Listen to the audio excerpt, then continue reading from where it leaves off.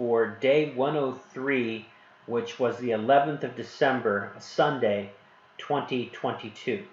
So 11 December 2022, did my normal exercise, 45 minutes. That included a 5-minute jog.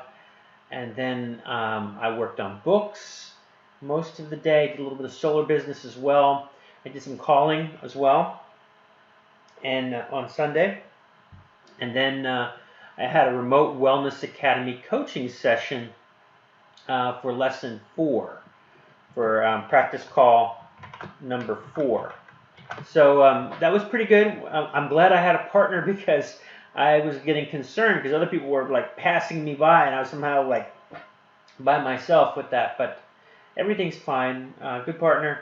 I'm glad to be getting through this and moving on and getting ready to do my own coaching here soon. So thanks for watching. Have any comments, like, comment, subscribe, and I will talk to you later. Thank you.